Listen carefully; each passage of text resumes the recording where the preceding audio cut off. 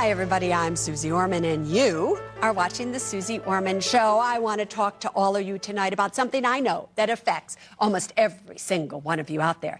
That happens to be credit card debt. Now, at the end of last year, some laws were initiated that were there to help you if you have credit card debt.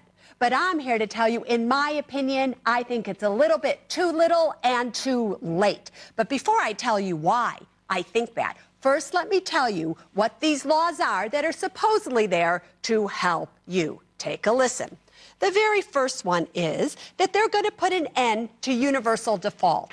Universal default is this. You have 5 credit cards. Maybe you've been on time with every single one of them. But on this one over here, you're late on that payment. And these 4 credit card companies notice that you're late on this one. Well, guess what? Universally, they say, we're going to default you and we're going to raise your interest rate all the way up, even though you were never late on my credit card. Got that? Next, they're going to put an end to the double cycle billing, the 2-month billing cycle. What does this mean to you? Normally, let's say you've charged $1,000 and you get that bill, and you pay $900 of the $1,000 that you owe.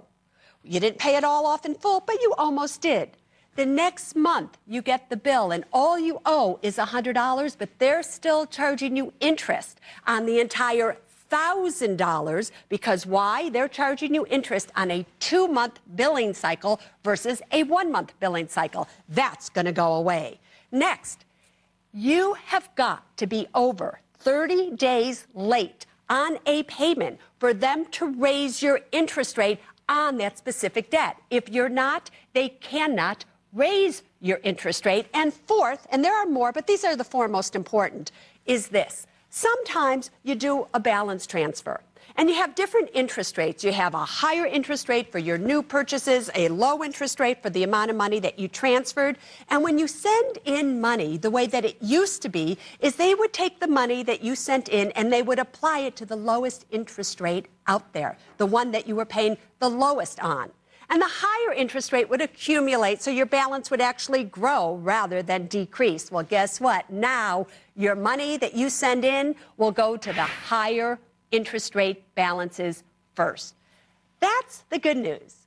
Now let me tell you why I think it's a little bit too little, too late. And this makes me so mad, I can't even tell you. When do you think those changes go into effect? They do not go into effect till the middle of 2010. I believe it's July 2010 to be exact.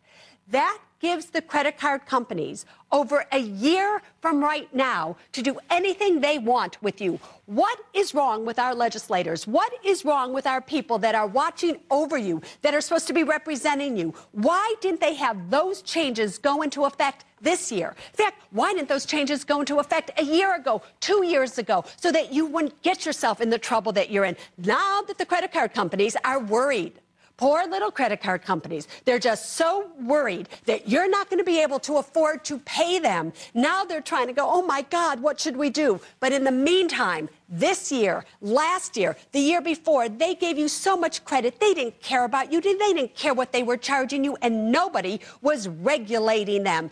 Now they have over 1 year, in my opinion, to truly stick it to you, to rescind your credit, to raise your interest rates, to raise your minimum payments due. Are you kidding?